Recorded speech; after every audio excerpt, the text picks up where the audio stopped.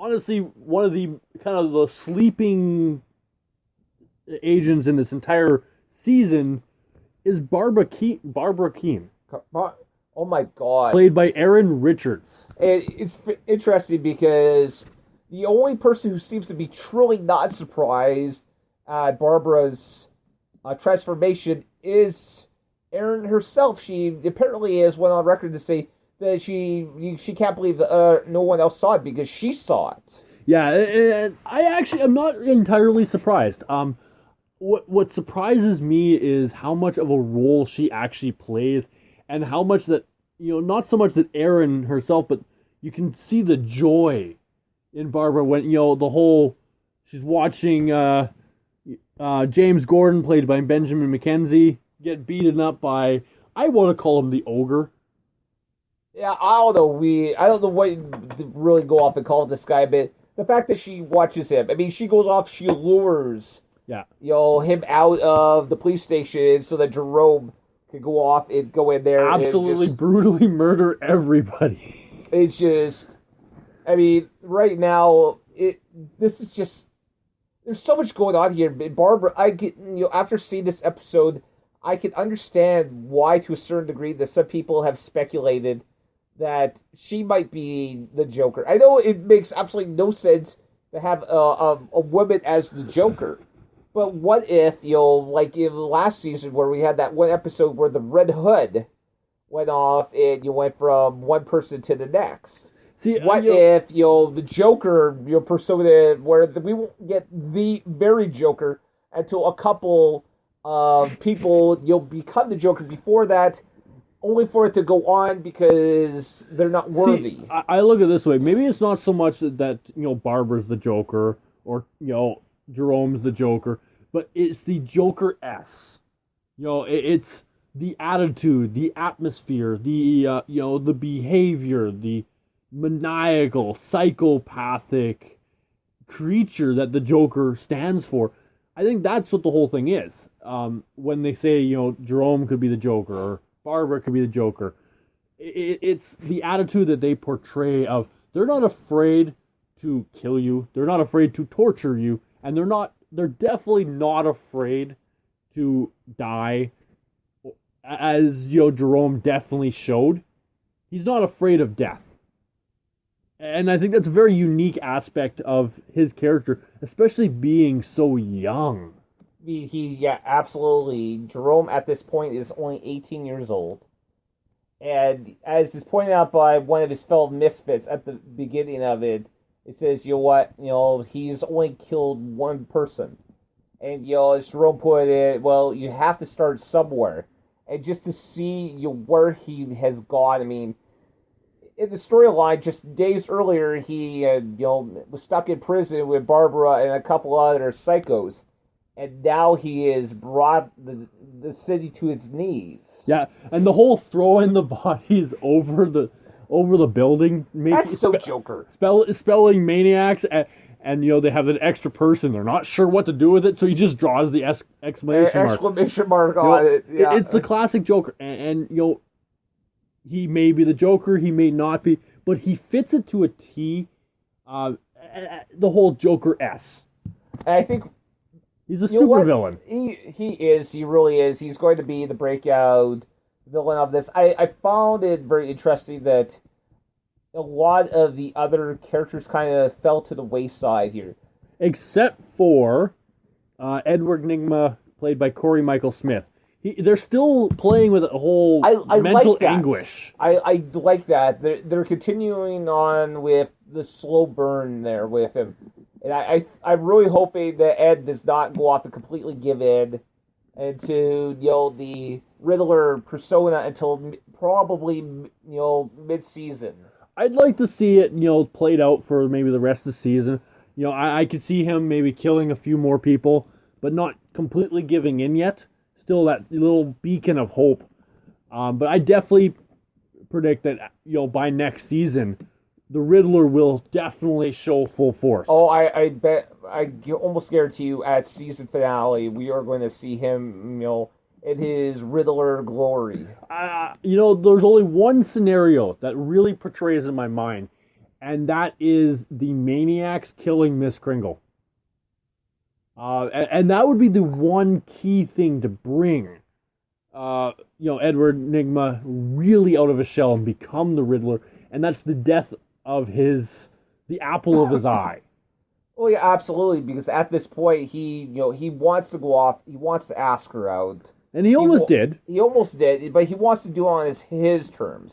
He doesn't want to go off and give in to the dark side of his personality. So I mean, there's part of me that's like, go Ed, and then there's part of me that says, come on, Riddler, you can bring him to the dark side. Riddler is definitely a very unique one. There is rumors that the character who becomes Two-Face is making an appearance again this season. Harvey Dent. He appeared in one episode last season. I don't know. I mean, he appeared in a couple actually. I don't remember her. I thought he only appeared in one. Regardless, I mean, there's just so much. I think right now, though, I mean, characters like Penguin and Selena, they really need to take a backseat, and let's find out, because I have a feeling that we won't see the climax to this Maniacs storyline until probably the fall break, as I guess they would call it, around Christmas time. Yeah. Now, the big question that's weighing on my head is who will be the next commissioner? Well, that's an interesting... I mean, at this point, we know it's not going to be Gordon, because I don't think Gordon is going to become the commissioner until the series finale where Bruce finally takes on the Batman persona. See, the thing, though, is from what... But at some point, he's going to have to take on the captain, because he was captain before he was commissioner. Yeah, see, the thing, though, is...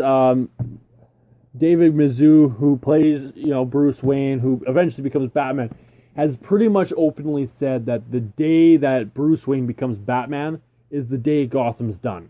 Yes, and that's what I mean. So I think, that's what I meant. And but I think at this point, not only do we need to find out who's going to be the new commissioner, Michael Chiklis, who was supposed to come in to become the new captain, his character hasn't been introduced yet. Yeah, so that'll be interesting as well. I could see him becoming the new commissioner and Gordon becoming the new captain. At some point, I think it's going to be... Although I do have a feeling that we're probably going to see someone, crooked get put into one or the other role, or possibly both. I'm definitely going to be interested to see what Michael Chiklis' captain is going to be like. Yeah, definitely the shortest commissioner ever. It's interesting because the character she was based off of, in the comics, she was commissioner for a very brief time as well. Interestingly enough, and I had just read this, in the comics, she was actually Gordon's second wife. Well, she ain't now. And she never get that chance this time. No, siree. She won't even be the first wife. Nope. So yeah, no, Gotham definitely. Season 2, episode 2 was phenomenal. Episode 3 sounds like it's going to be even better. Yeah, you know what? After this, I may want you to pull up that video so I can just take a quick look. Before we end the show, there was one moment of that show where I will admit I had a tear, and that was when Bruce Wayne fires Alfred. Now, of course, I mean, that was the shortest firing ever. That was the shortest termination ever. I mean, that was just Alfred did what he thought was best to try to keep Bruce safe. I won't go off and go into too much details. Bruce, out of just pure anger, goes off and fires Alfred. But before Alfred can leave town, he tracks him down. Actually, one of my personal favorite moments is a moment that Alfred has after he and Bruce have reconciled, where he goes off and he goes to someone that works at Wayne Enterprises, and he goes off and he tells him a little story and says, and he ends with something along the lines of, there's two types of people. There's the people you can trust and the people you can't trust. Which of them are you? And and then it goes off and says, if you ever do anything that hurt Master Wayne, I am going to hurt you. No. I am going to kill you. Yeah, there you go. Yeah, And so he I just thought, wasn't threatening to hurt him. He was threatening to outright end his life. honestly, I mean, everything about the show is just great. I mean, it was one of my favorite shows last season.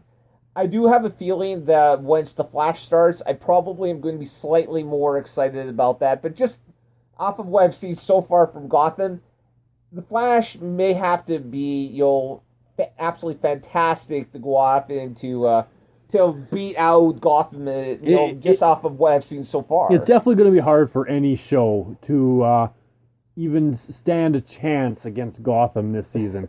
Gotham has set the bar really high. The writers are. I don't know who the writers are, but honestly, they are phenomenal. They're phenomenal, and Fox needs to pay them more because they're doing spectacular. You mean Fox pays people? Well, obviously they're doing a better job with TV than they are with movies, but that's a story for another time. They have movies? Anyway, we need to wrap up the show. Thanks for listening in with us, folks.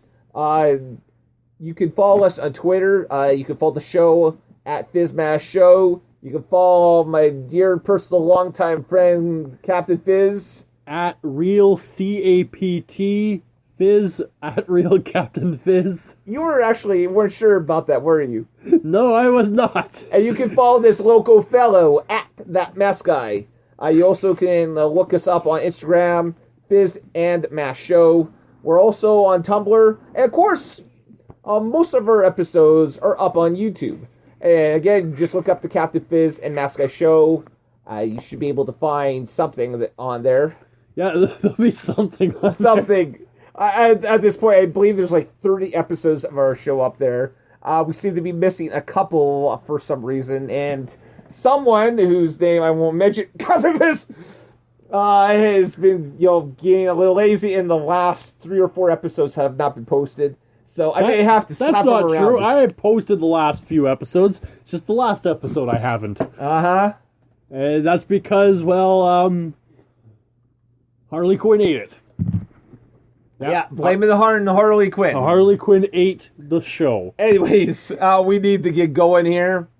So again, thanks for listening. And in meantime, and in between time, I'm going to slap my co-host.